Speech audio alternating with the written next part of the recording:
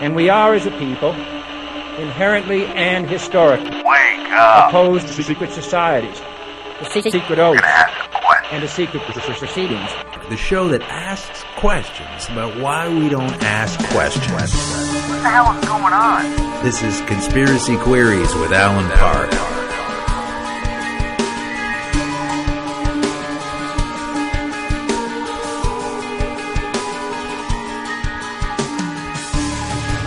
Welcome to Conspiracy Queries with Alan Park. These are the Conspiracy Queries. I am the Alan Park, and we are sinking deeper and deeper into winter.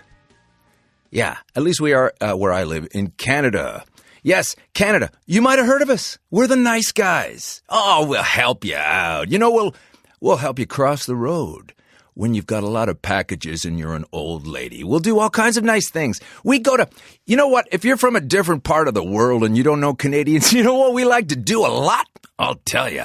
We like to go and get some sort of substandard, I guess I'd say, baked goods at this store called Tim Hortons, which is the guy's name, Tim Horton. You know, you can't blame him for that. And then he's got a donut chain of stores where he sold donuts and coffee. This guy used to be a hockey player a long time ago. So yeah, Canada, hockey, donuts, coffee. And then this guy died, and the next thing you know, Tim Hortons is the biggest thing in the world. And they've just merged with Burger King, one of the crappiest outlets of GMO garbagey steak and meats ever. Ugh, God. And all they're trying to do down there is they're just trying to avert their taxes, you know, so they're going to gobble up the stupid little Canadian company that everybody prays to. You know how you can't make fun of religion sometimes? They get offended.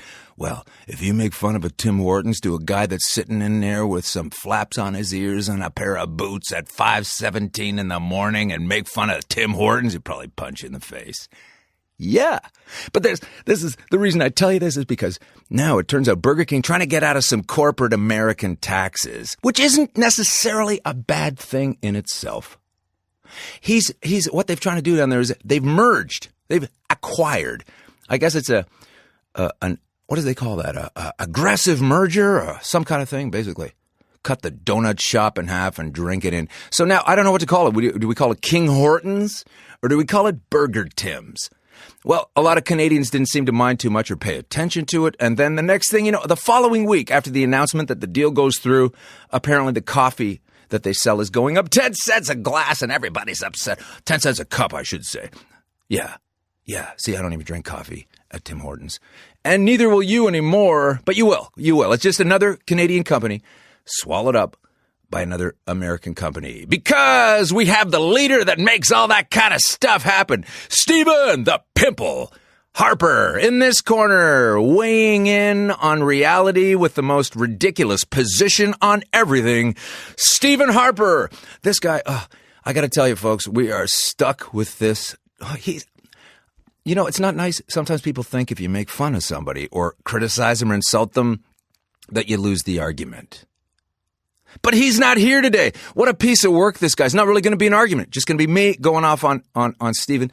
Stephen likes to sign secret trade deals with China so that later when we over here with our trade deal sort of do something wrong, China can sue us and we can't sue them. This guy Stephen Harper might as well be Chinese. He might as well be wearing a little Chairman Mao suit and running around. Maybe we could get some Grecian formula on his Lego head and sort of put it back to black. He'd look exactly like... Well, he'd look exactly like one of his old ministers, Bev Oda. But that's another story. Listen, the thing is, I've been goofing around lately because a lot of you people, and I mean that, when I say it, I mean it, you and people. A lot of you people have been asking me, hey, where's the next show? What's happening? We've had some irregularities in the flow of release. And I admit to this. It's been a difficult time lately trying to keep this together. It's a very small operation. On this end, just a few people, you know, at our end, and then coming at us serious. And then, you know, all of a sudden, there's been a lot of pressure lately in this particular corner, politically and medically and time-wise. And, yeah, I've had a few phone calls that I will be sharing with you shortly on subsequent shows. But today, before we get further into what's happening right now, I got to tell you about my guest. His name is Tom J. Kennedy. And Tom is a fantastic Canadian guy, and he's going to tell you all about the problems with Usury. Oh, don't change the station. Don't change it. Don't change the station. I know it sounds boring, but it's the reason a lot of us actually need to have 3 jobs. Usury is this. It's in the Bible. You can look it up. But basically, usury is interest. And interest is a fake thing that wasn't there on top of money. Like, if I lend you $10 and then say, yeah, you can pay me the $10 back, but actually pay me 12, and then you're stupid enough to go, okay. And then we keep doing that, and we keep rolling it over. And that's why right now it costs about $3 to buy a chocolate bar. And when I was a kid, it was a quarter. And when I was a kid and it was a quarter, people were telling me when I was a kid, it was a nickel. So on and on it goes. It's going to end sometime. And hopefully our prime minister in this country will be gone long before that happens. Why am I so mad at this guy? Well, this Harper, he's done a lot of weird stuff. First of all, he was a economist out in the West, and then he basically stole a party and said he wouldn't change it to the party that it is, and then had it changed to the party that it is. And I'm only breaking it down this slowly and, without too much description for our not Canadian listeners. But basically, this guy is super dangerous. How many more CETA kind of trade contracts can he sign? How many more types of things can he do to take things out from us? Well, I'm going to tell you a lot about it next week because we're heading into the Christmas season, and nothing would please me more than to wake up one Christmas morning and find out that this particular guy has more than just a few people aware of the stuff that he gets up to. Oh, he gets up to all kinds of things. Oh, he does. And we've got a lot of things going on here in Canada. People tell us we're boring, but we got guys running around the Parliament building, no problem. No problem, by the way. There was a shooting at a soldiers' memorial, and that was tragic. And then several minutes later, apparently, even though that happened in the middle of Ottawa, in the middle of our capital city, in the middle of a place where there are cameras everywhere, this guy manages to leave murdering a soldier, leave that scene, managed to get away, no problem. Yeah, nobody saw him do it, apparently. And then he, except for the cameras, that they won't show us. And then he drove somehow, got to the Parliament buildings, where he was able to run in there with a gun, no problem. Oh, yeah, no problem. And so, and then go in there and took a bunch of shots at people, apparently. And, God, it was a real scene in there. And in fact, the CBC, one of Canada's national broadcasters, or maybe the only one, or maybe the only private one, or maybe the only public one, depending on what floor you're in, they actually ran a story, Evan, about the shooter sort of rolling around and shooting up into the wall. And we've got us a hero in this Vickers fella. He's a guy that actually shot the shooter and took him down. Only trouble is there's a blog up, and I'll put it on the website. I'll put it on the show later. You'll see it, where the bullet holes that the shooter shot into the wall there a few weeks ago are actually captured in a photograph of another fella who visited Parliament Hall last year, April 2013, and he's got a photograph of that very same panel with a picture frame on it, and around it are those same holes that have been there for a long time that have been purported to be bullet holes from the recent attack. So it's more garbage. It's more 100-story buildings falling to the ground in 10 seconds with no reason. And the next day, Harper puts into effect a motion and a series of laws that are going to whip into place another tightening of the security state. And it's amazing to me that anybody out there still believes this idiot. It still allows her to get away with it.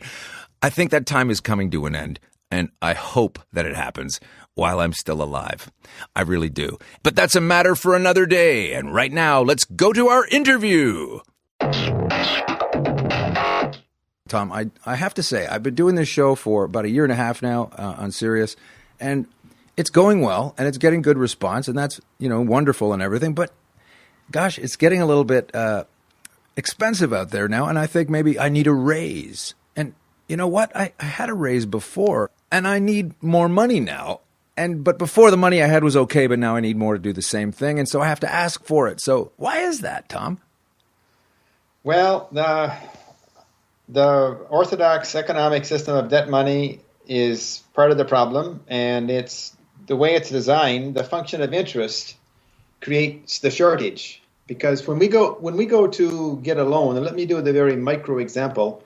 If you go get a loan for $10 and the interest rate is 10%, that means you got to pay back 11. But the bank only issues the 10% as the principal, and so if you understand what's going on, all of the debtors are out there in the marketplace scrambling, maybe lying a little bit, cheating a little bit, being a little bit greedy to make up the principal plus the interest, because they got to pay back the banker the principal plus the interest. and only the principal is in the marketplace. So this is the fundamental core of what usury means. That's the fundamental core of usury, and all the holy books say, thou shalt not take usury of another man. But in this 21st century, if I ask 10 people what the word usury means, 9 of them never heard the word. But anything above 0% should be correctly defined as usury. Okay, and this is, as you say, in all the religious books, such as? Such as the Bible, the Quran, and the old religious books. All of them forbid usury. And the Talmud as well, like the Jewish books as well? As far as I know, yes. Wow. Okay, so how does a banker, say in our modern world, who is either calls himself a devout Christian or a devout Jew, how do they be a banker? How could they? Well, how can you be a banker and a religious person and live in your own skin? I mean, these are the people at the helm here. I guess because they don't know, and formal education neglects to teach these topics, and they just learn what the economics books textbooks teach them in their university classes, and they come out understanding or thinking that interest is a function of our debt money system that must be there, and they don't have any other understanding otherwise. Okay, so then maybe that's why that happens, but then as a devout, understood, believing Christian, you should know very well what the definition of usury means, and it should ring alarm bells that, hey, that's what I'm paying all the time. That's what, or that's what I'm charging as a banker. How can I do this? How can I be a devout Christian or a devout Jew and charge interest? I mean, you can't. That's a real disconnect there. And so if what you're saying is true, that's a fundamental disconnect that could speak to the magnitude of the problem we're now suffering financially.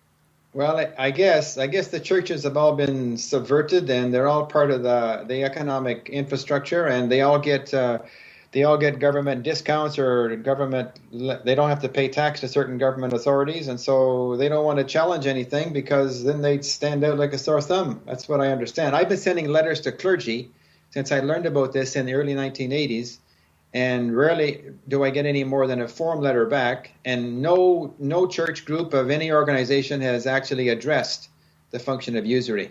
They just refuse to address it. Really? Wow. They seem to be pretty hopped up on some other alleged indiscretions, but they don't get too wound up about the fundamental linchpin that's ruining our world. And some of the key researchers will tell you that usury is the fifth column, and in Greek architecture, the fifth column is the hidden column. So usury is defined as the fifth column that's holding all the other part of their infrastructure up, and they don't want to talk about it. But more and more people are talking about it, and more people are becoming awake. And when I started this research in 1980, I was like a lone wolf in the wilderness. But there's a lot more out there now. A lot more people researching it, writing about it, and talking about it. Okay, well, let's just run it through the sieve one more time. What you've said off the top is that if you go to borrow money from a bank, say $100, then as you go to pay it back, you now have to pay more because of the interest. And that act is usury. And at that point, is that right? That is correct. That is right. Okay, so I borrow 100 and now I have to pay back 105 or whatever. And so that money never really existed in the first place. We could talk about that as well, and we'll have to. But even if it did, I have to give back 105, which is more than, and then so everyone's doing that. And so basically we're always constantly repaying back more money than already exists. Yeah, we're scrambling in the marketplace as debtors and consumers, trying to earn enough to pay back the principal plus the interest, or the usury as I call it, when only the principal is created by the banker and issued at the time of the loan or mortgage. And mortgage, by the way, is an interesting word. Mortgage is mort for death and gage for gamble. So it's a death gamble, if you really want to translate it into French. And it's curious, in the French language, they don't use the word mortgage, even though it's a French word. They use the word hypothèque, because I guess the French people would figure it out. They know it was a death gamble if they called it mortgage. Huh, that's fascinating. Yeah, different etymological clues here and there in different languages as to what words really mean. Very fascinating. So, Okay, so you found out about this exactly how? Well, let me go back to 1980. In 1980, I was 32 years old. I was born in 1948, and I was like any other common Canadian citizen. I was married. I had 2 young children, and a family man, and I was a school teacher. And lo and behold, one day in a used bookstore, I picked up a book titled None Dare Call It Conspiracy, authored by Gary Allen. Gary Allen. Yes, that is on the web. But I should say, just a quick commercial here. Check the reading list on the conspiracyqueries.com website. You'll see there's a reading list, and that book is definitely on it. Okay, sorry. Go ahead, Tom. Okay, Gary Allen authored that in 1971, a little book with just 135 or 140 pages, a little paperback, and it was retailing for $1. I picked it up in a used bookstore for about 10 cents back then. And when I was reading it, I was saying to myself, hey, this stuff can't be true. And I was setting out in my research to prove Gary Allen was wrong because I was subservient to the whole authority at that time. Were you incensed when you read Gary's book? Were you like, hey, this guy's wrong, and I'm kind of angry about it? Yeah, absolutely. And I was setting out to do my research to prove he was wrong. And the more research I did, the more I figured out he just touched the edge of the iceberg, tip of the iceberg, and that there was a lot more to this world politics and power than I had ever learned in school. And I kept digging and finding out more and more. So here we are now, like 34 years later, and every day I still learn how little I know. Well, that's how you know you're not insane, because when you think you know it all, then I don't want to talk to you at all. So anyway, then that was back in 1980, and then shortly after that, a couple of years after that, 82 or 83, I met a gentleman from Ottawa here, John Trammell, and I believe I introduced you to him last week, and he'd probably be a very interesting guest at some future date. Yes. John was living in Ottawa at the time, and I heard him call a radio talk show and talk about money and banking and interest in usury, and the radio talk show host kind of mocked him and laughed at him. And at this point in time, I was at the mind state that when I heard somebody that made sense to me, but he was being mocked or laughed at by somebody in mainstream media, I'm going to find that personality, meet him face to face, and figure out myself if this man is onto something or if he is, in fact, worthy of being laughed at. Right. So I did. I searched out John Trammell. I found him. And I got to tell you, he's been one of my best mentors about understanding economics, money, banking, usury, and solution-oriented stuff. Yeah, John's an amazing character, and one of my best mentors over the last 32 years. Well, that's great. Well, yes, I will be contacting him and have him on the show at some point for sure. So that's great. So how are you dealing with the fact that, when you walk down the street and talk to people, still most people don't even know what that word is. They're not sure. They haven't read about it. They don't know what it means. I mean, to me, it feels like the level you're at right now with exposing the fraud of usury is kind of, to get the common awareness to this reminds me of people in the 70s, trying to talk about pollution. Well, I guess one of the first things that when I figured out the problems associated with usury, and it's indirectly or directly causing poverty, scarcity, lack, and it even can be connected to things like wars and violence. So I had the problem in my face, and then I said, well, let's look at solution-oriented stuff. So that was back in 1983. I first learned about Michael Linton, a gentleman living in Vancouver Island, and he created the first LETS software. LETS stands for Local Employment Trading System. And if you recall, back in the early 80s, interest rates spiked as high as 21%. People were losing their homes, losing their businesses, out of job, no money to pay them. And that's when Michael Linton, in his community in Comox Valley, British Columbia, he set up this LETS software program where people could make a list of things they offered to the community and a list of things they were looking for or the requests. So a barter system, basically. A barter system, and he called this first usury-free community currency, he called it green dollars. And what struck me about this community currency idea is that the function of interest was taken out of the equation. Therefore, if your account was negative, you were never charged interest, and if your account was positive, you were never paid interest or usury on your account. So when you took interest out of the equation, it changed the whole playing field for the economic community.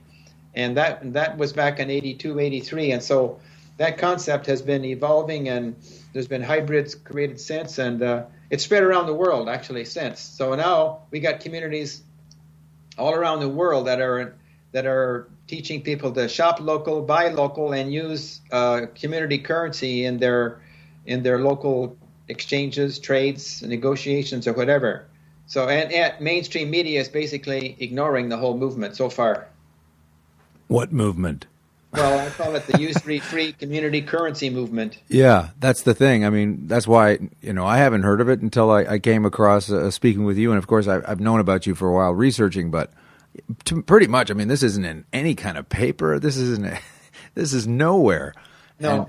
And so the better hidden it is, I always think the more important it is. Yeah, and the internet has been a really great tool for us in this movement because we're well connected on the internet with various groups, and that's how we find each other and support each other.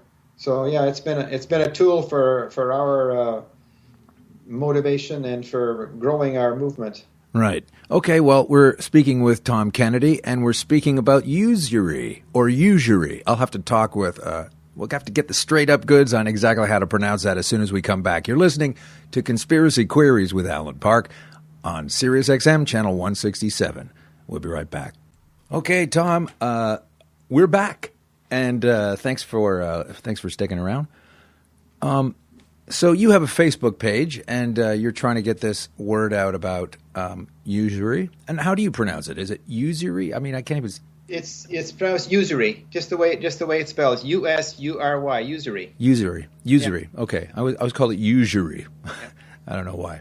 Anyway, okay. So the thing that I want to know is, if we get this message to people, how does that look to you? What is going to happen? Because to me, basically, what I see is, if I expose the reason why you need 3 jobs, that's more important than you doing 3 jobs and claiming you don't have time to understand the reason why you have to do 3 jobs. Do you know what I mean? I understand. I don't know. Let me give you another gentleman in the movement that I would recommend for a future guest also, Wayne Walton. Wayne Walton lives in Summit County, Colorado, and he launched a usury community time currency in that area 2 years ago. And I don't know, you know how Colorado is kind of the what should I say, the open-minded state of the West. Mm-hmm. And it's curious out there now because it's a growing concept in Summit County, Colorado. And I kind of chuckle and laugh because we used to joke here in the eastern part of Canada and say, when we can get the masses using community currency to negotiate trades for bread, beer, and marijuana, we'll have scored the masses.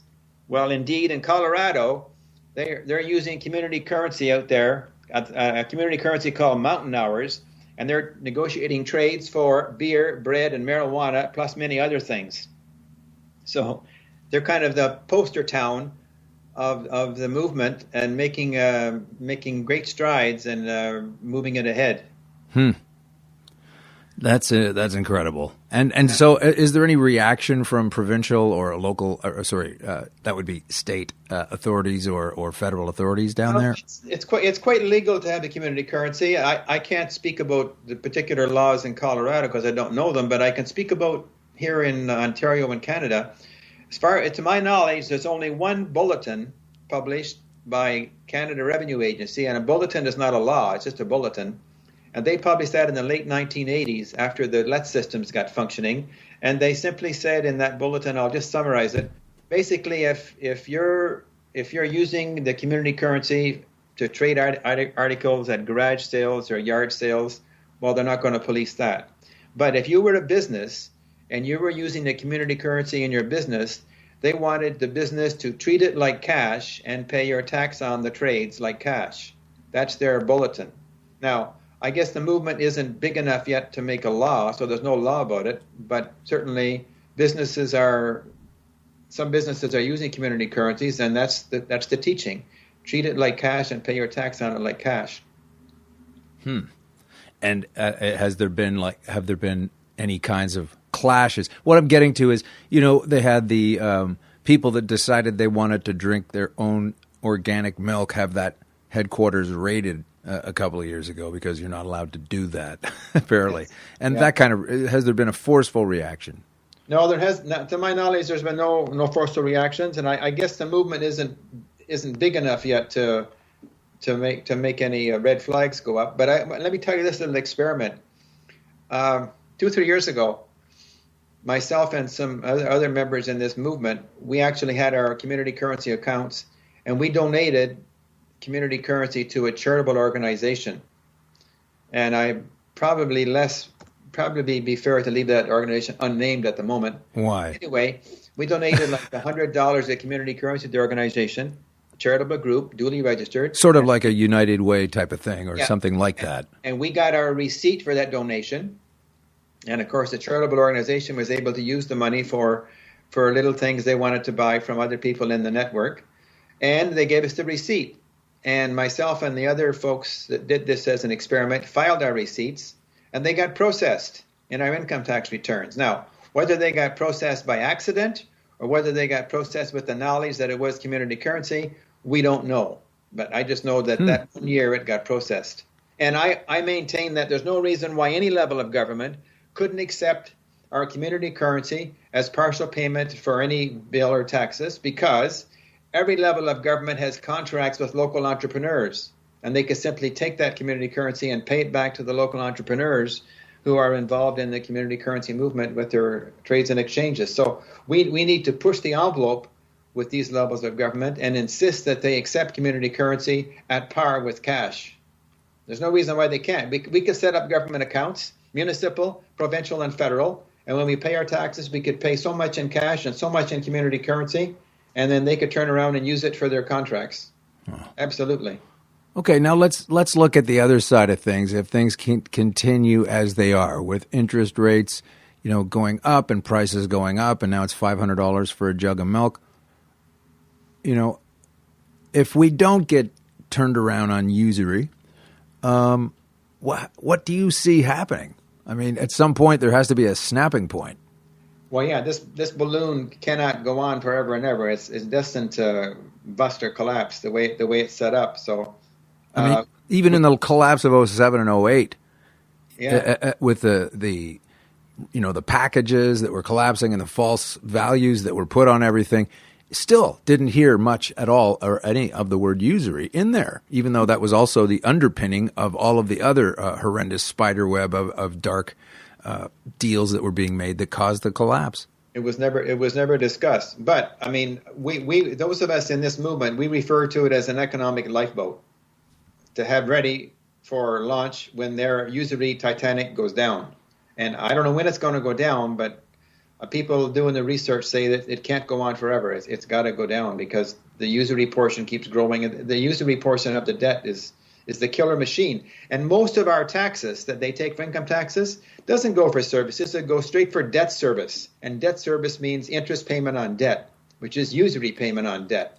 And when people grasp that concept, then they wake up and say, yeah, this cannot continue. Well, how did we wind up making ourselves allegiant to some sort of high-paying interest rate? We used to have a lower interest rate. Yeah, it's fluctuated. I mean, it went as high as 21% in 1981, and now they've lowered it down again. When they lower it down, people they borrow more and more, and they get into debt. And then if and when they raise it again, people are going to be losing their businesses, homes, and they're going to be back in financial trouble. Yeah, this is amazing. So what do you do about it, Tom? You travel around, and you were just in, where was it, London, Ontario? Or I did. Let me go back to last week. Okay. Last week, between November the 13th and the 19th, we celebrated our 10th annual Usury-Free Week. And go back to the history of that, we had our first annual free week in Tamworth, Ontario. Why Tamworth, Ontario? Well, I had a 34-year teaching career. And when I retired from my teaching career, I moved back to my hometown in rural eastern Ontario called Tamworth, Ontario.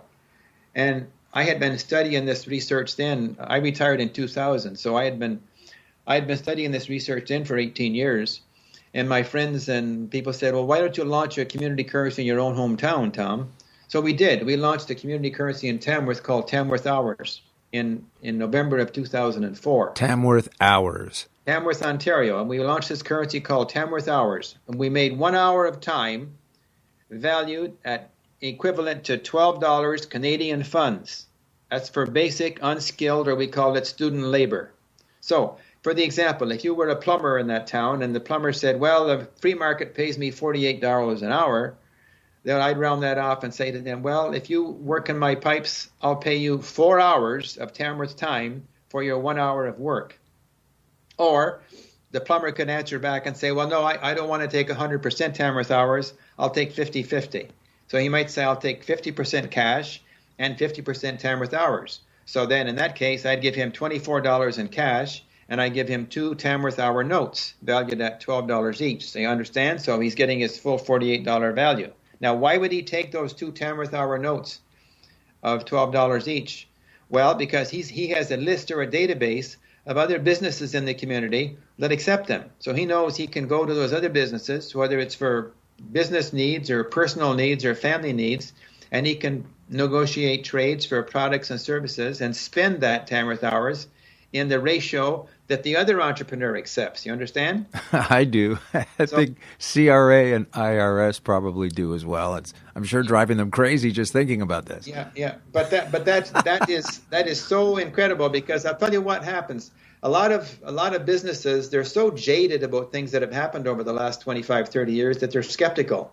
And they'll say, well, some will say, yeah, it's a good idea, Tom. They'll say, come back when you've got 500 businesses on your list so I have bigger choice. And I'd answer back to them, no, sir. We need you to get on the list now to build our list up to so that it's got more choice. So sometimes it's been hard to convince people. To get it out of the gate. Get it out of the gate. But let me say this. When they do understand it, and when some of the skeptical ones come on and they say, well, let me just come on at 10%. I'll take 10% community currency and 90% cash.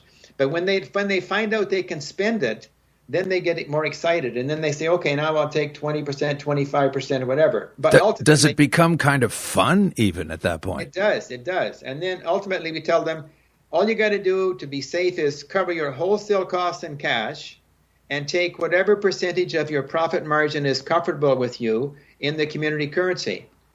And sometimes people will go right up to their, if they're paying 60% wholesale and their 40% markup, they'll take the full 60% in cash and take the full 40% in the community currency. And then we teach what I call the back-end teaching.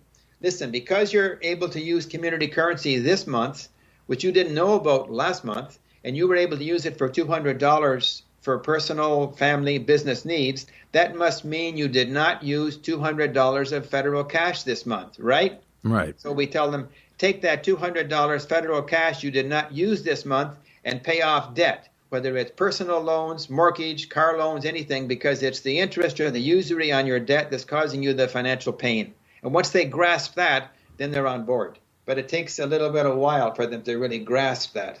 So ultimately, with the grasp of that attained by many or most of us, or ideologically all of us, someone's going to start making a lot less money. Is that how it's going to? When we all sort of understand the power and the awareness and the wrongness of having a usury system, and we demand, equality. I mean, this is going to rock the foundations of everything financial globally. Yeah, as soon as they grasp that, they're going to switch. They're going to say, why should I go to a bank and use their money and pay them a fee usury when I know that I can now create and spend my own money for free in this local community? Yeah. So once the light goes on. Well, that does bring me to the question again of why we are already doing that, because, Canada used to borrow from the Bank of Canada, and it was a pretty sweet interest rate, as I recall, somewhere in the 1% zone. And then somehow they decided, no, let's not do that. Let's pay way more to these foreign banks, and they're paying far more interest to other international banking families. Yeah, and our parliament in Canada has the right to create the money interest-free or usury-free, but they have given that right away to the commercial banks, and they're paying usury on the debt. And it's insane. It's absolutely insane, but they're not listening. But that's the thing, though, that thing fascinates me, because that will, on the model that they've laid out, and if people like you don't interfere with solution-based things like this, it's unsustainable. Like if you look down the barrel of that, it's like looking down the sight of like a hockey stick or something, and see if it's warped. And you could see way down in the end, it's unsustainable. And so I always try to figure out, well, what is that going to look like? Because it just can't just can't stay together like that. No, and the numbers are almost unbelievable when you talk about the billions and trillions that's owed in interest or usury, and it's just not payable. And there used to be a thing in history where they called it Jubilee, where every 7 years they forgave the debt and started over again. And that concept has been like buried and lost. I guess it has. Oh, the Jubilee. That's funny. So just every 7 years, roll it over. Well, I kind of think that's really what it is because, I find myself at my age now laughing to myself at how funny it is. I'm right in the sweet spot of my kids, telling my kids, when I was a kid, chocolate bars were only 25 cents. And they're like, what? They can't believe it because they're $2.50 now or whatever they cost. And of course, then when I was a kid, I remember, that my folks around me saying, wow, a quarter. When I was a kid, chocolate bars were only a nickel. Yeah. It's just like, so eventually, if this thing keeps going, somebody's going to be saying, wow, when I was a kid, chocolate bars were only $500. Now they're $725. Wow. Like at some point, you just have to push the reset button. Yeah, and looking at real estate is another one to look at because I'm 66 now, okay, and I got kids in their 30s, and this younger generation in their 20s and 30s, they're hardly able to buy a home now. Like it was easy to buy a home back in the 1970s, but now it's not so easy. They're coming out of university with 35, 45, 50,000 debt loads already, and then if they want to get married and have a family and looking at buying a home, they can't afford to buy a home. Yeah, that's the problem. Everybody's getting shepherded into university, college debt right away. As soon as they're into it, like here, get yourself deeply in debt for your student loan itself, and then also probably a credit card for all of your running expenses. Yeah, and the first week in September, all the time, all the credit card companies are in the universities, like giving them all credit cards with $1,000 or $2,000 limits of credit, and they're signing up for it, not knowing what they're really doing. And just sharks around the chum. Oh, yeah. It's disgusting. It is. It is. Well, it wasn't like that in the 1970s.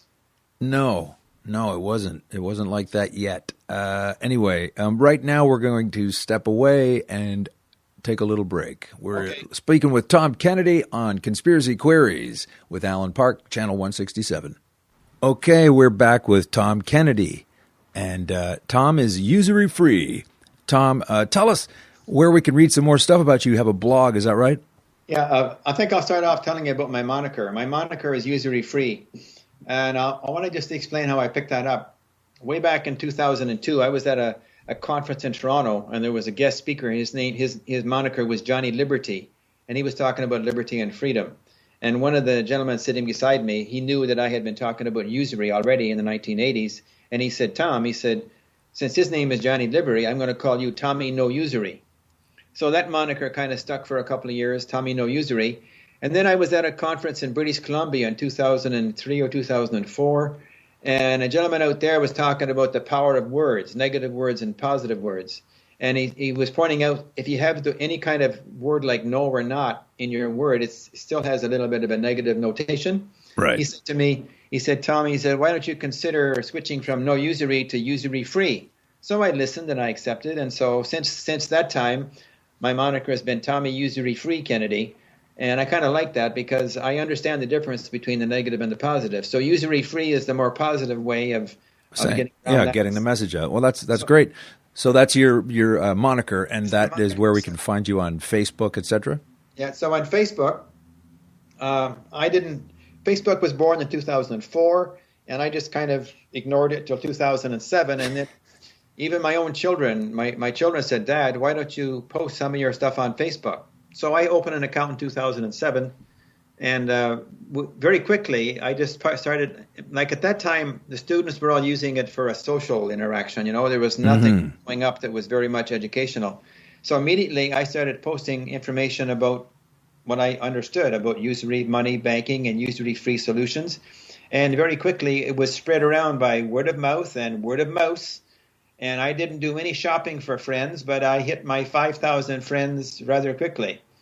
So I have my Facebook profile page is Tom J. Kennedy, in brackets Tommy Usury Free Kennedy. And I also set up two more things on Facebook. There's one page called the UsuryFree Network. And there's another new one I set up in 2013 called the UsuryFree SDI University. Now, I think I should explain a little bit about that because SDI stands for self-directed income. And self-directed income refers to all those entrepreneurs out there who are earning their living through sales and marketing or any kind of home-based business that involves them not having employees, because that's kind of another interesting concept. To work without employees, to work by yourself or to have contracts.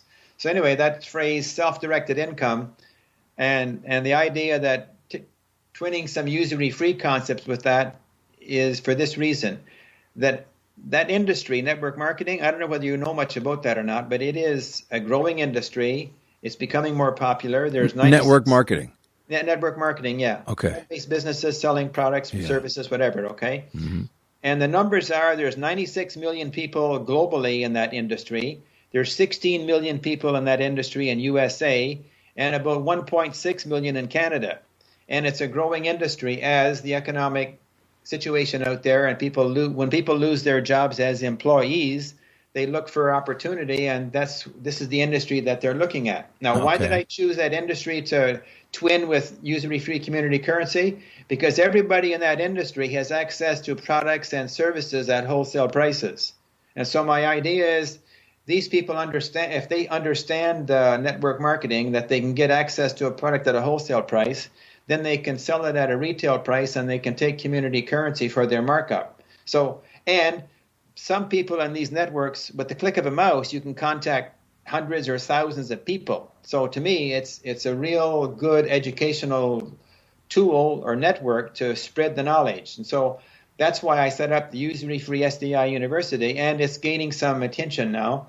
And more people are coming there to learn what I'm talking about. And at some point, I expect some of these companies will embrace the idea, because you might have 1,000 people in your network.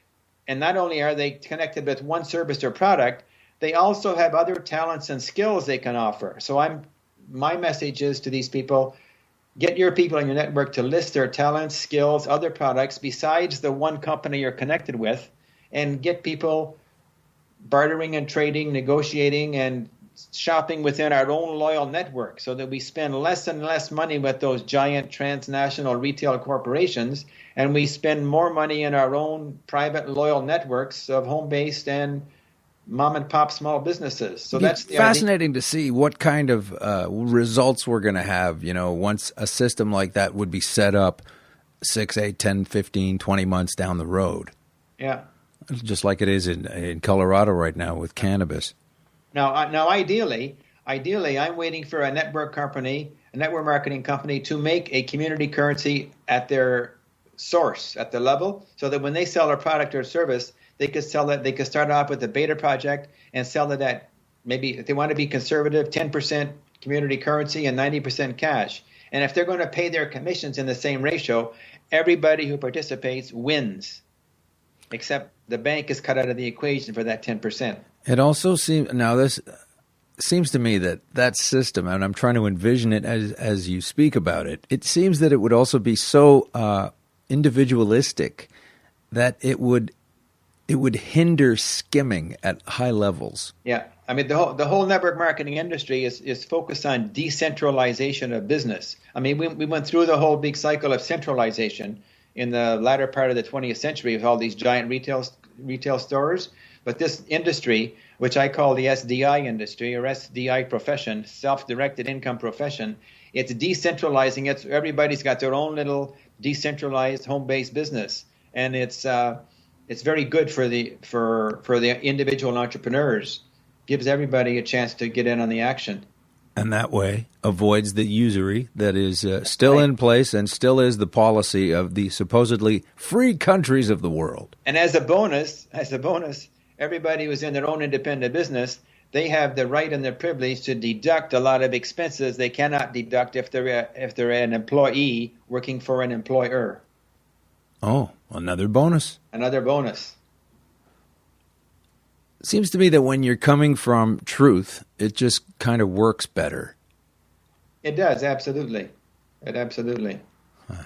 And we've been fed lies, deceit, and deception on so many topics that when I hear one topic being lied about, I say, what else are they lying to us about and deceiving us on, you know? Yeah. Huh. And so, and as a Canadian right now, politically, what's your take on things? You can try to bring up usury to the Conservatives, but they haven't said the word. So let me take you back in history. 1993, okay? Sure. John Trammell was very successful operating his underground casino here in Ottawa. And John Trammell launched a political party in 1993 called the Abolitionist Party of Canada. And our goal was to abolish interest or usury on the money. Now, most people never heard about it, but we ran 80 candidates in the 1993 federal election. I think it was 50 in Quebec and 30 in Ontario. Huh. And I was one of the candidates. John Trammell was the leader of the party. We created our own community currency called abolitionist dollars. And we made a little bit of noise, but the mainstream media ignored us. But it was fun, and it was an experience.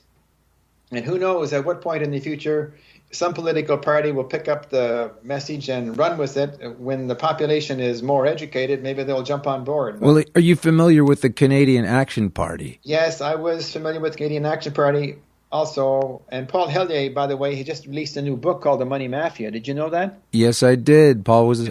We had a lecture of his on the show recently. It was a great speech that he gave in City Hall, Toronto. Yeah. So, but the Canada Action Party, I'm not sure where they are right now because they went through some ups and downs, and I'm not sure whether they're duly registered yet or not. Well, when you look at the website of the Canadian Action Party, and I don't have any affiliation with them, okay, right up front, but I've read it, and I just think, yeah, this is it. This totally makes sense, and nobody is moving on it. I mean, it's way crazy, even from the Green Party. You know, according to people's perceptions. But they really do focus on a way to get out of a lot of trouble. There's a couple more political parties that are out there that have toyed with some ideas. That one is the Libertarian Party. Some of the Libertarians I know support what I'm talking about. And also the Freedom Party of Ontario is a local political party in Ontario. They certainly are aware of some of this stuff too. So who knows? At some point, maybe. But on the other side of the coin, I say, what's important in 2014 and beyond is not who votes, but who counts the votes. Oh, absolutely. Thanks for bringing that up. Their voting machines are cheating, and there's many, many examples of that over the last few elections, whether it's in Canada, USA, or in Europe someplace. And so I always say for these mainstream parties, it's always the same machine, different driver. Yeah, how do we The machine never changes, but to keep changing drivers, then we think we got democracy. It's an illusion. We just believe that there is an honesty in the tallying of these votes on these machines. We just believe it. Yeah. There's a man who was recently sent to prison or is about to be sent to prison for a pretty ugly stretch of time, considering he's a fall guy.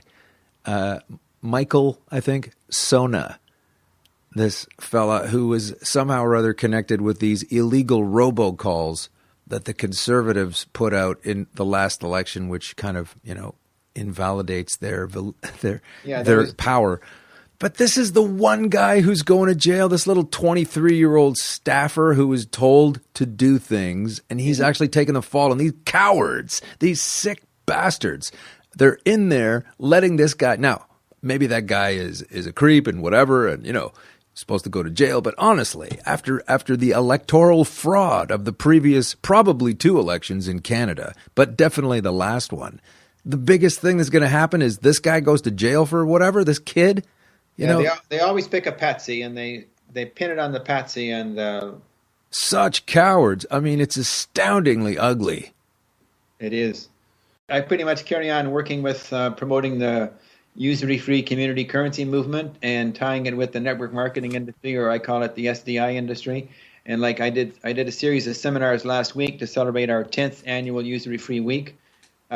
We just do gatherings. We show videos. There's lots of videos available now that we can show and share and get people to get them re-educated on topics that they didn't know about.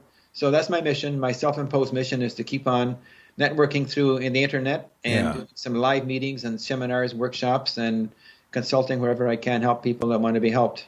Tell me about the David Icke story. Okay, let's go back to 1999. 1999, I met two women in Toronto who were under the business name of Sumeri Seminars, and they had already put in action a plan to invite David Icke to come to Canada and do some seminars in Toronto, Montreal, and Ottawa. Okay. So they asked me to help to promote his visit to Ottawa.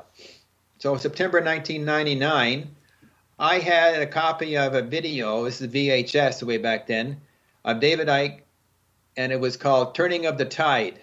I think he made it about 1992 or 93, one of his first videos. Oh, it's a video of him speaking in front of people or something? Okay. Speaking over in England at a group, and somebody videotaped it, and it got passed around, and I had a copy. Okay. So I ran an ad in a little magazine here in Ottawa called Tone Magazine, and I said, David Icke is coming for a seminar this weekend in Ottawa, and I said, if anybody wants to watch a video of him before he comes live, call me. And when I get 6 or 8 people, I will show the video in my apartment. So I ran the ad, got the phone calls, got my 6 or 8 people, invited them on a Wednesday night, or I think it was a Wednesday night, to show the video. So at 7 o'clock, the people came and I showed the video. Well, lo and behold, so just to clarify, once again to recap, you decided to show a personal VHS video to some friends of yours at your house. I showed a personal video of David Icke speaking in England. It was on a VHS tape. Right. And it was called The Turning of the Tide. Okay, to these friends in your house. It's probably on YouTube now. Yeah, at my house. So they came in and sat in my chairs and sat on my couch. And in that invitation, I didn't know their names, okay, because I just ran an ad. And when I called them back, I said, it'll be at 7 o'clock tomorrow night. And I said, come. So I opened my door, and the people came and sat in my chairs and sat on my couch. Now, in that group who came was one particular man named Richard Warman. I didn't know who he was at the time.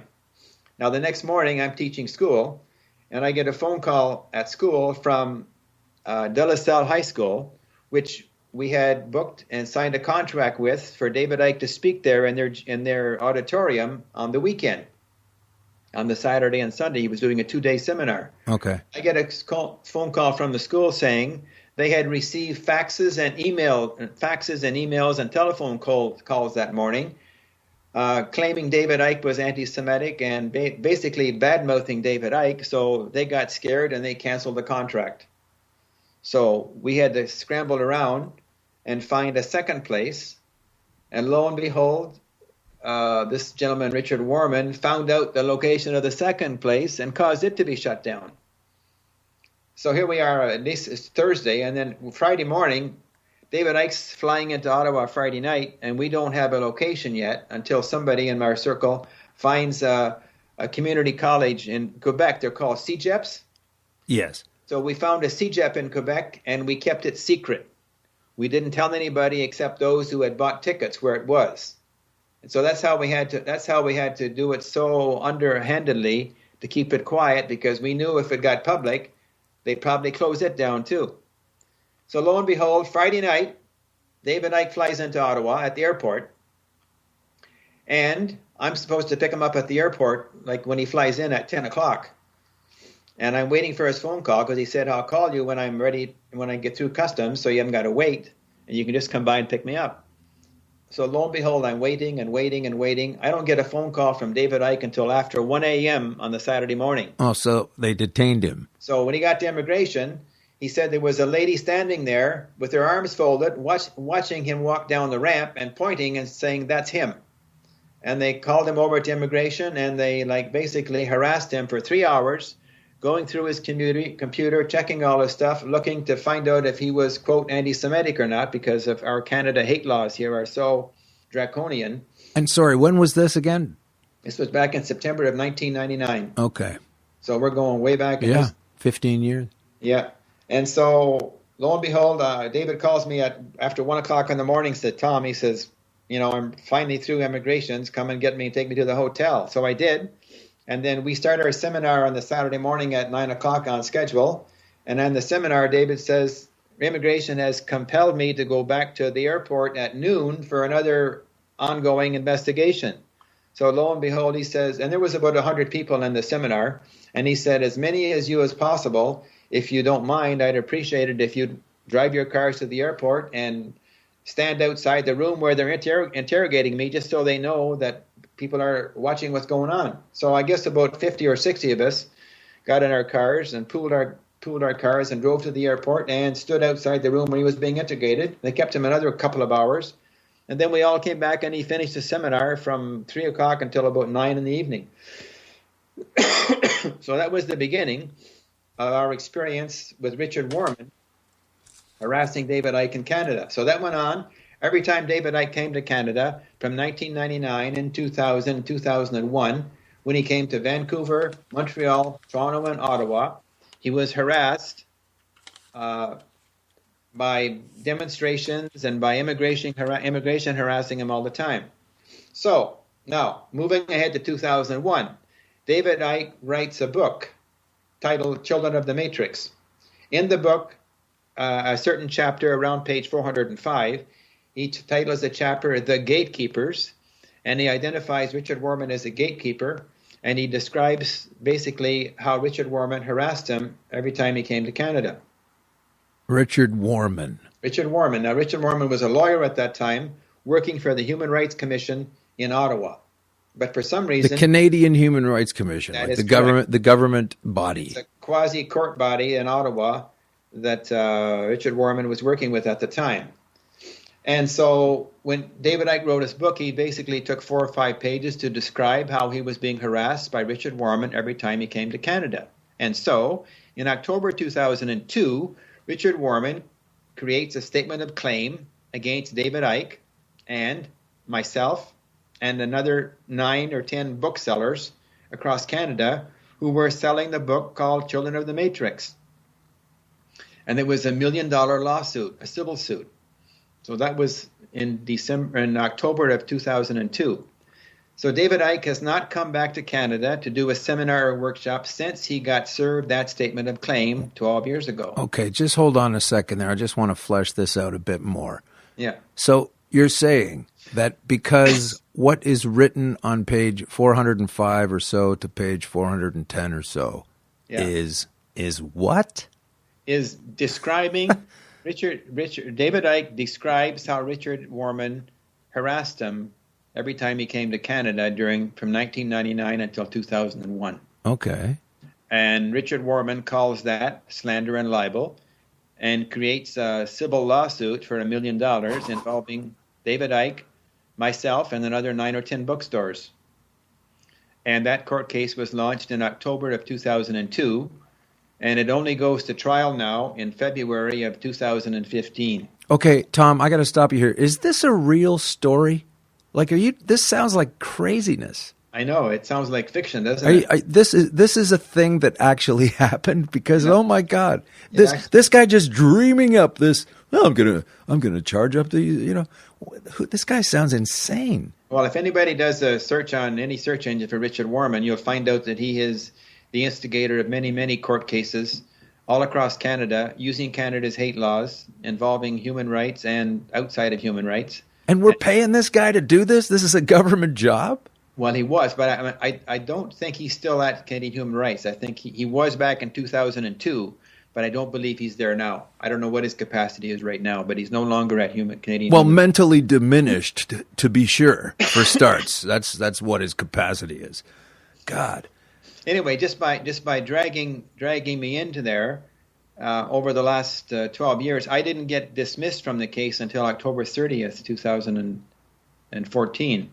There was a pretrial conference in Toronto, and I was there with David Icke's lawyer as the only 2 defendants left. The other booksellers have all disappeared over the last 12 years, and to my understanding, it's because bookstores have law firms and insurance companies attached to their business, and when they get a civil case, they simply sit down and negotiate with the plaintiff and come to some kind of money settlement to get their name off as a defendant. Right. So if he wanted a certain amount, they'll dicker down and then say, "Okay, get lost." Yeah. So that's why they all disappeared. But I had refused to pay him any money, and so I was still left there with David Icke as a defendant until October 30th, 2014, at which time I accepted an offer to settle where I paid Richard Warman no money, but I agreed to not sell the book, and I had a counterclaim against him, so I dropped my counterclaim, and he dropped his claim, and basically all that's left now is David Icke versus Richard Warman for this trial set for February the 2nd, 2015 at Ontario Superior Court in Toronto, Ontario, Canada. There's a trial coming up in Toronto.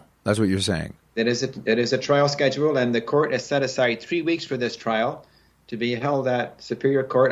I'm assuming it's on University Avenue there in Toronto, and it begins on February the 2nd. February 2nd.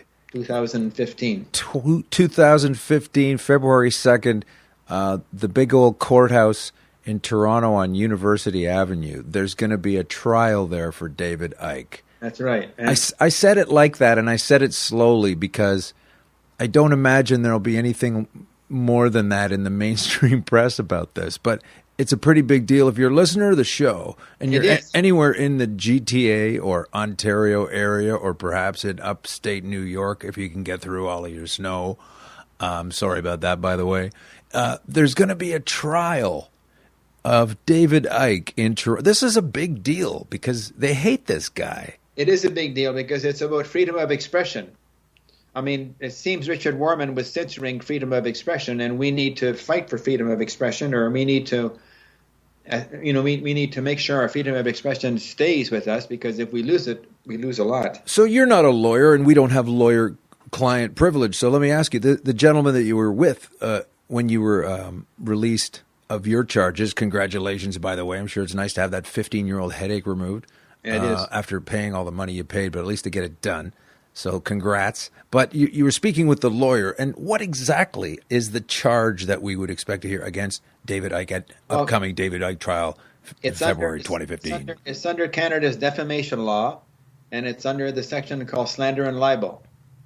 Now, I don't know how Richard Warman can call it slander and libel when David Icke just basically explained how he was being harassed by this man every time he came to Canada. But Richard Warman calls that slander and libel.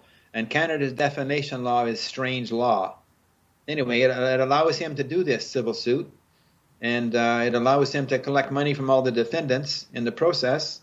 And David Icke and I refused to pay him money. So anyway, I'm out of it, but David Icke is not going to pay him money. He's going to go to trial.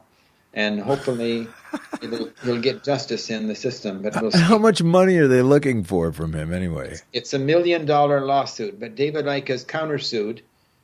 He has a countersuit also, so it's one versus the other. He's actually going to fly here to a kangaroo court, most likely. That's going to railroad him. He'll have to be here in person. Wow. From February the 2nd, and it's set aside 3 weeks. So if he loses, then he'll owe this person $1 million, and then he just flies back to England or wherever he lives.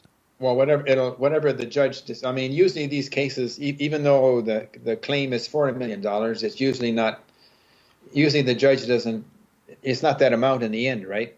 Well, I just mean, is Canada going to do some kind of thing to detain him? Oh, who knows? I don't think so, because even though they've always detained him, they've never found any reason why they've detained him. So he's always been let go. Yeah. So there's no reason. I mean, he's not anti-Semitic.